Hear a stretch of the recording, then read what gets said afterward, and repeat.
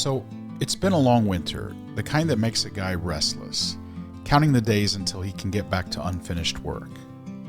But the time away hasn't been wasted.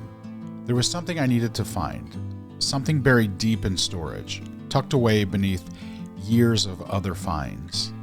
Not something I stumbled across by accident, but something I knew was there. A clock. And not just any clock. A Soviet-era alarm clock, built like a tank with a wind-up key and a bell loud enough to rattle the walls. A clock that, no matter how much time passes, just keeps on ticking. And that reminded me of Bob. Because Bob, like that clock, keeps going. Through long days and hard work, through problems that don't have easy answers, through the kind of challenges that would stop most folks in their tracks. Bob just keeps on ticking. And I figured, well, we can't have Bob being late. And I had the factory in mind too, because a building like that doesn't just need to be restored, it needs a soul, it needs its character.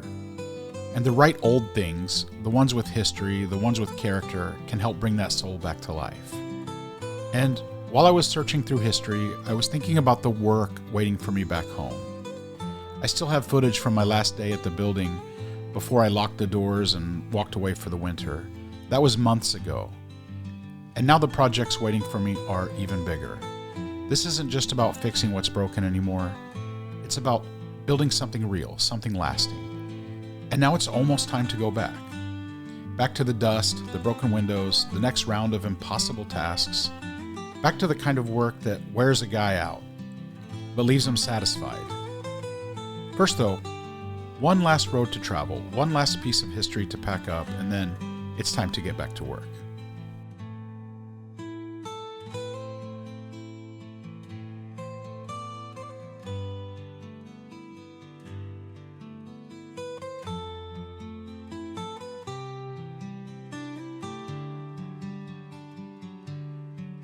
Hello everybody, coming to you from Poland where I live. We're coming into February right now and spring is right around the corner. So my mind is in a place where I'm looking forward to getting back to the building and starting to work on some of those projects that really make an impact, the more high profile stuff. So really excited. We got some awesome stuff coming up in the next few months that I'll be posting. And I got a little bit of a project today, so why don't you join me? So when I'm home for the winter, I have a lot more time on my hands, and I wanted to go antiquing. So I took a road trip to an antique and stopped a few places along the way. And I was looking for lighting, specifically industrial lighting, that I could use in the building, because with as much square footage as I have, you can never have too much lighting. And here I'm just pulling out a few things. This particular chandelier I've had for a long time, but I'm just pulling it out to show it because I found another piece that is of a similar style. This style, I think, was used in institutions and what they call palaces over here. And I don't know what the name of that style is, but it's basically a hand-wrought floral type of style. But this is what I really wanted to show you. I was walking around it's a flea market, antique flea market, and I found these two really old brass, super heavy wall sconces, and they're way oversized, and there was a pair of them. They were just laying there, and I asked the guy what he wanted for them, and I was already convinced to buy them because I almost didn't care what the price was. I just loved them so much. I think they technically qualify as Art Nouveau, but they may be Art Deco. That's also something you can let me know in the comments. Is this Art Nouveau or Art Deco? And there is a signature on the bottom from the guy who made it.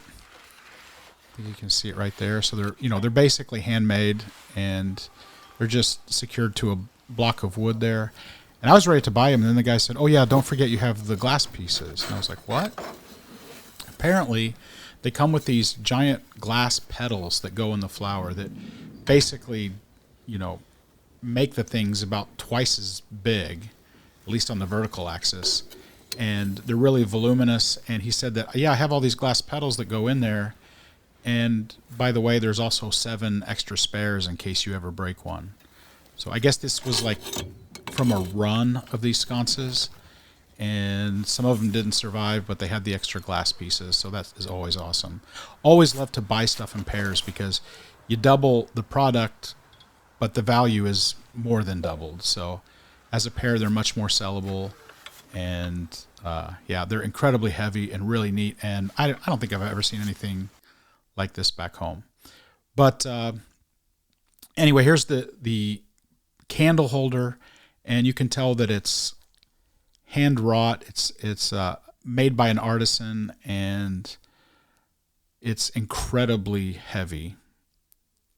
It's hard to even tell you guys how heavy it is. If you look here, this is solid steel, and that's about as thick as my thumb there, like an inch thick solid piece of steel, and that's just that little arm there.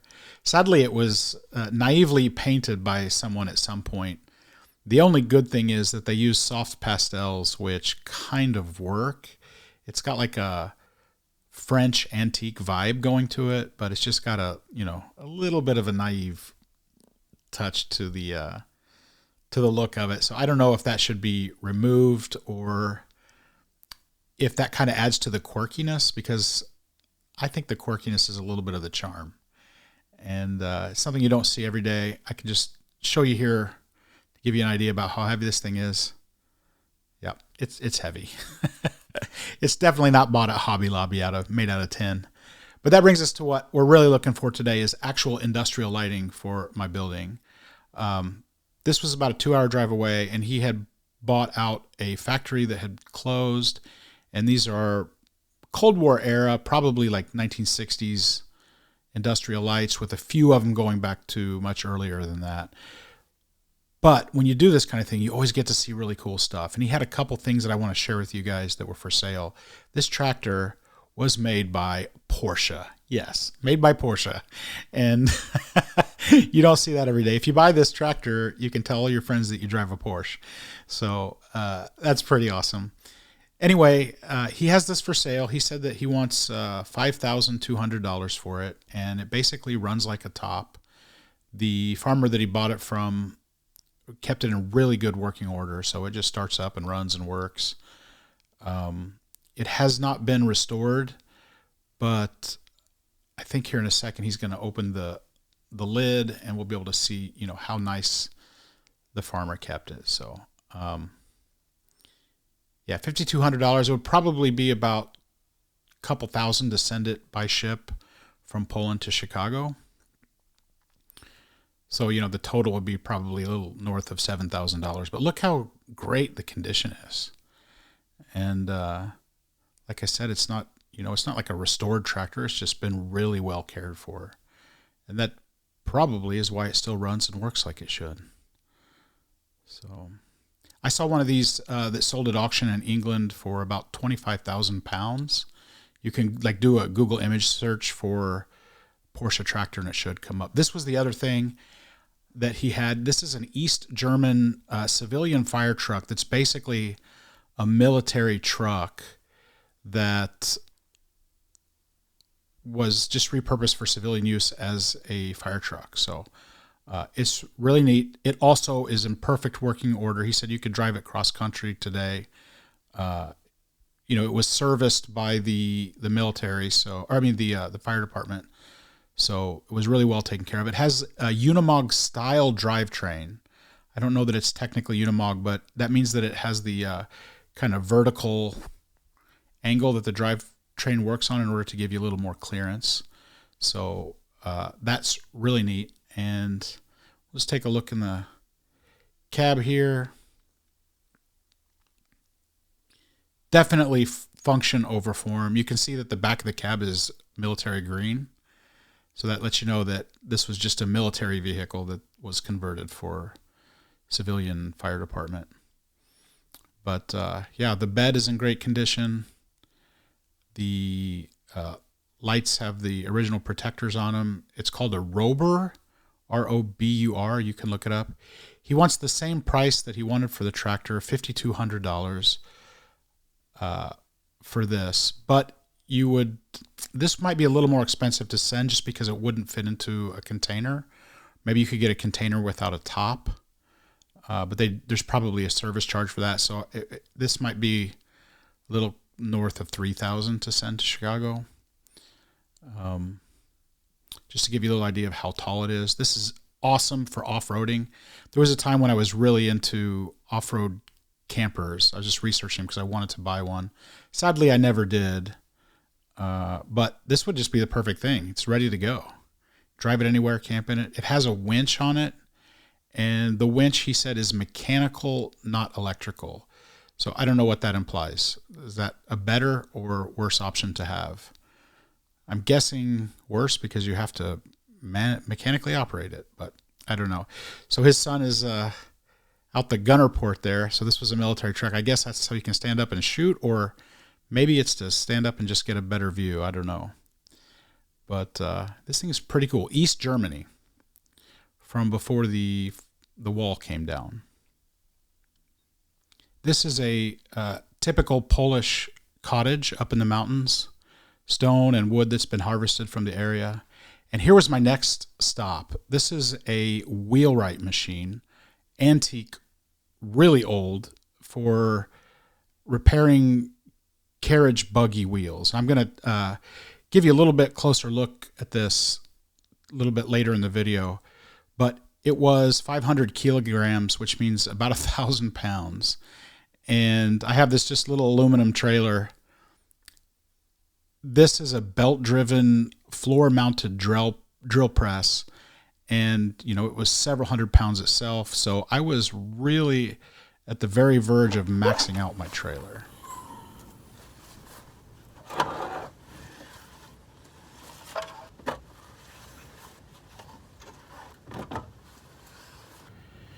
Okay, so these gigantic steel vices are right on top of the baby diapers, and they go right in here. So they're really heavy. They 30 pounds at least.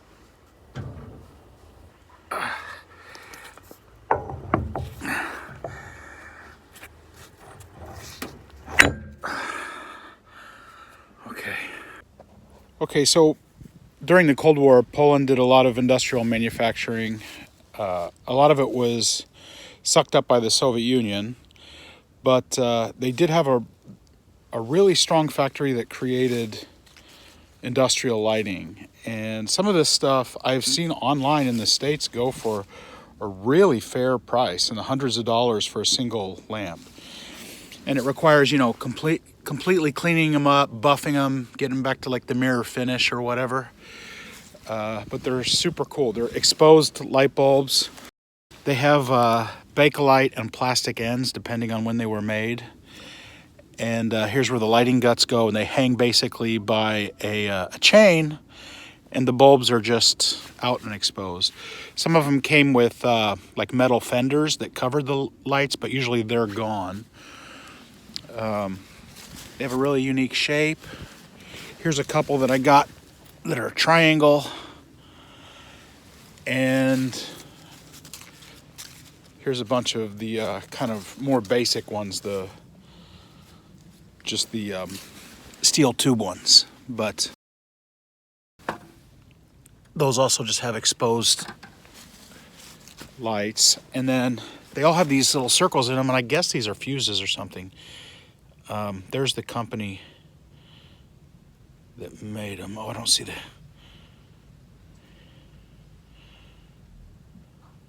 Oh, Polamp. So I picked all of these up for $20 each, and these guys here for $10 each. So they have some older ones that he wanted 50 for that have these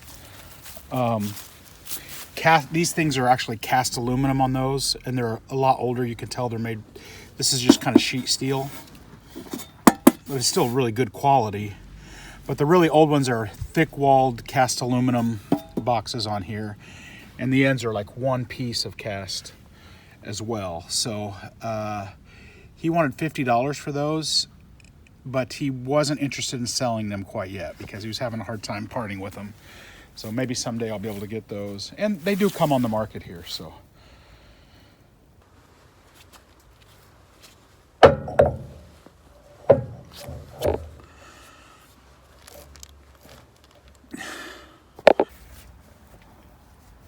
So what is this? This is a wheelwright machine, and it was designed for putting the metal tires on wooden carriage wheels.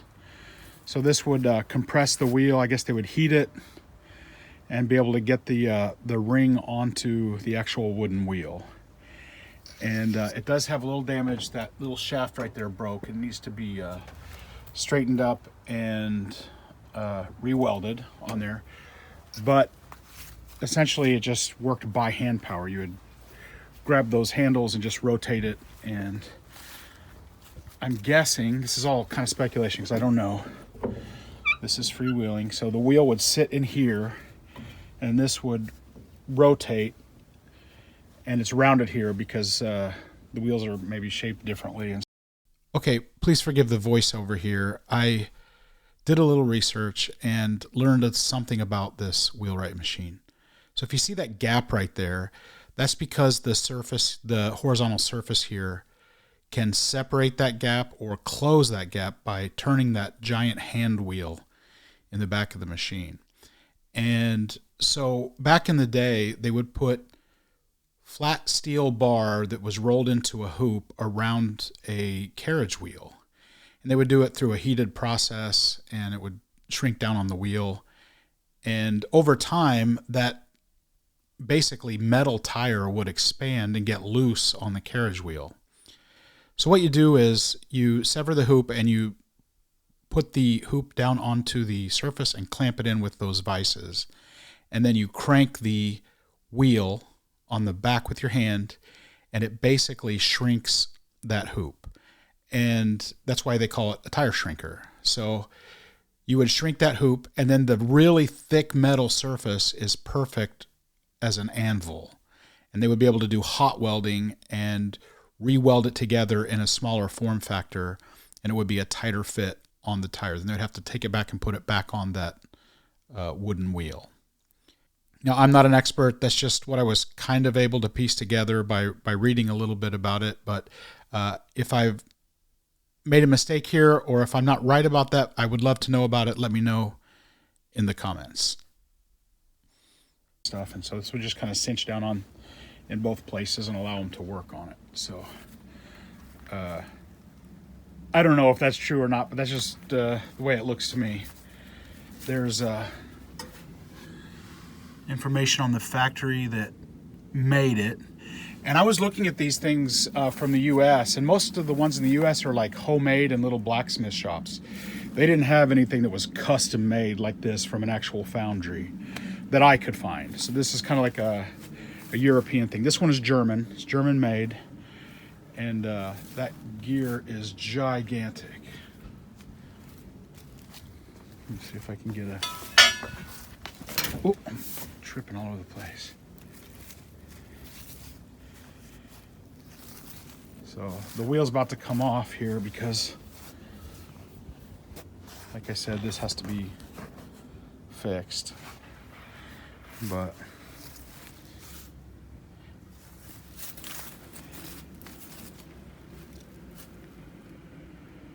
thing of beauty. I was just thinking, like, you know, because I wanted this. So, okay, I'm digressing just a little bit. Let me, so Bob and I had the idea to make one of the rooms in the building like a belt-operated workshop. So in all the old pictures, all of the equipment ran on belts, and presumably all the stuff in the machine shop at the factory also ran on belts. And we thought it would be really cool to just create a room with a bunch of equipment that was belt operated. Might not be possible to get the American stuff that actually went in shoe factories, but we can get some drill presses and different tools. And so I was looking for some stuff that we could put in there. And they had this gigantic floor mount drill press that's belt operated here. And the thing is really cool. And this thing went with it. So, you know, in the shoe factory, there's probably not really a good case to be made for having a wheelwright machine. But the drill press, definitely. And then we also have this grinder here. And we have this shaft and this shaft, which sadly was too long to fit in the trailer, so we had to cut it off. But it is that's solid. It's solid steel. It's not a hollow pipe. It is really heavy bar of solid steel with these belt flat pulleys here, and basically the belt will just run on this that was cranked by a motor, which I'll show you in a second, that I still have in the car. And the belts would just offset onto these and run the different tools. So we got several extra flat pulleys and the mounting hardware. And so we've got a really good start. We have everything we need to run that drill and that grinder. So as far as the wheelwright thing, we have a lot of Amish in the area, and I was thinking, I bet they would just snap that up. I could sell that to them probably. Just speculation on my part, but seeing as it is what it is, and they on a regular basis are building and repairing their buggies and their wheels. They might use more modern stuff like rubber on their wheels. I don't know. I'll have to run over and talk to them, show them some pictures of it, and see if it'd be something they'd be interested in. But yeah, that would be awesome. Maybe it's just got a place at our building as a curiosity.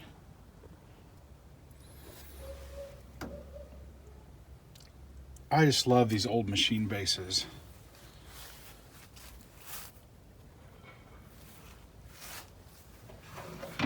So this is freewheeling.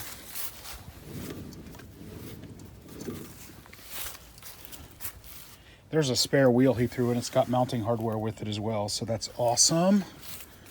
And we also got blacksmith's bellows. Let me see if I can get that out for you.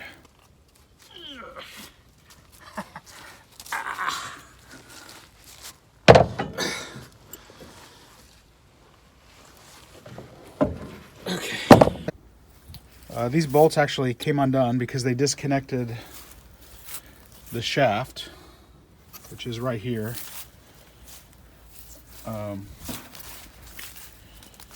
This fan blades, I guess, would turn and blow oxygen out for their forge. And there's the belt pulley that it ran on. Oh, yeah, see, it's still working. So really cool. Oh, there's a plate here.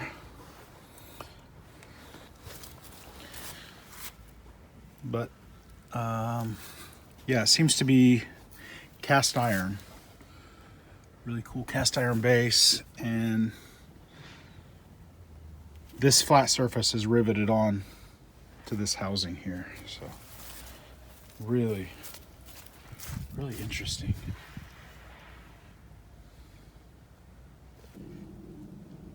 So the base of the drill was set in concrete, and they busted the concrete off of it. And when they did, the cast iron base had a little bit of breakage going on. That's super thick. I know that cast iron is kind of hard, notoriously hard to weld, but fortunately, we have a blacksmith that's like a block and a half away from the building. So if anybody can do it, she can. So we have all the parts there, so it goes right there. Okay, something we're accustomed to at our building. This is a really old motor, and presumably it's three-phase. I'm sure you guys know more about that than I do, which is basically absolutely nothing. But that's the connection there. So if you know, let me know. It's not seized up. It works, moves freely. So I guess that it works. Bob ohmed out the motor in the elevator, the spare motor, and it worked fine. So I'm guessing he can do the same for this one to test it. There's no plate. Sometimes they have like information plates on them where you can see the date and stuff, but there isn't one here. I'm hoping that when I turn the drill over, there'll be some information about that.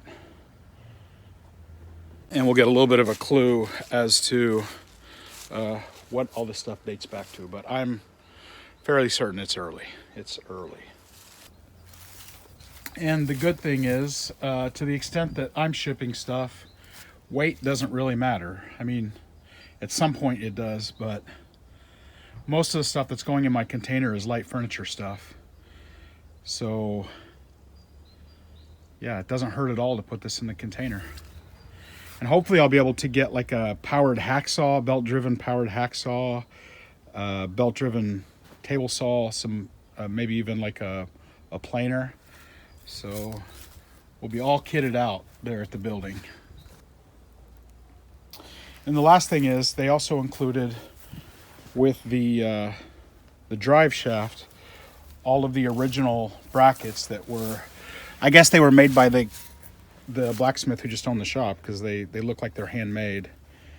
And this is all the hardware that's required for mounting that drive shaft up. So that's really cool.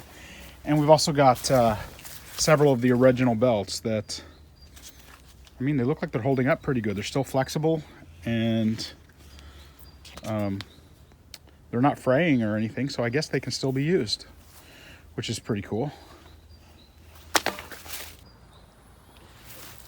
We got several belts. He threw in a couple flat pulleys that were basically in a scrap pile, but I saw them right before we left. And then this guy here, which is another grinder wheel. So I guess this just mounts on your bench top or on your wall, and it's belt operated as well.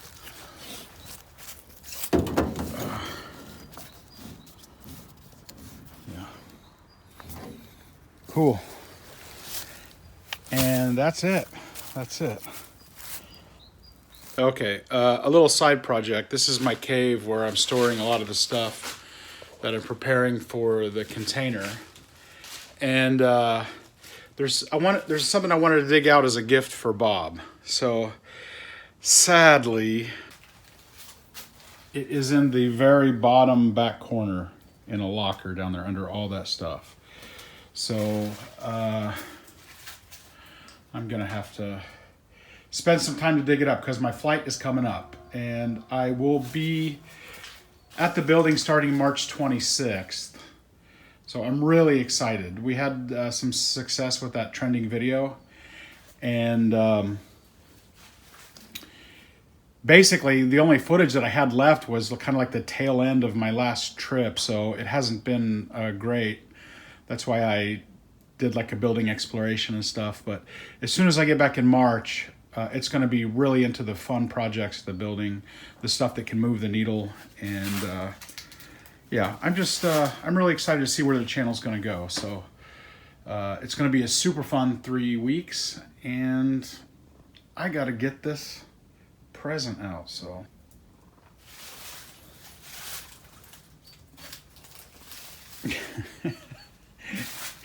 it is pure chaos in here. I love these racks are some of my favorite. I just love the old coat racks. So, okay. Believe it or not, I was able to actually get all that stuff out of the way. And it's somewhere buried in this box of treasures right here. The doors are currently off the hinges, so I gotta be careful, especially one-handed.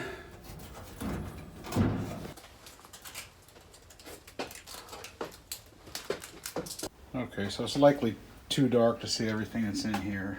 And I don't know exactly. Oh, these things are cool. Pull that out.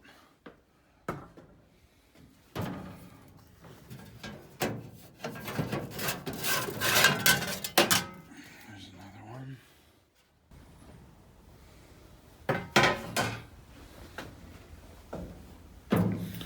Where is it? Where is it?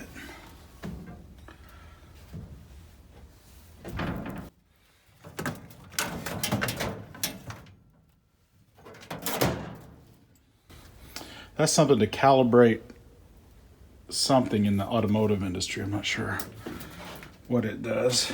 If you guys know, let me know.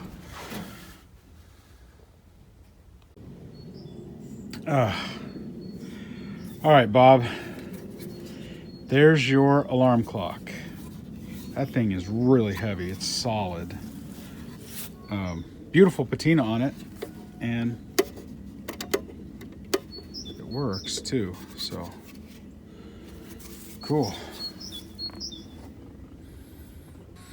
And it's small enough to fit in my bag. Okay, back to Charleston. But before we do that, I just want to take a moment and say thank you to Doug Spencer, who has been a long contributor and supporter of the channel. So thank you so much, Doug. It means the world to us. And for everybody else, I will see you next week. Bye.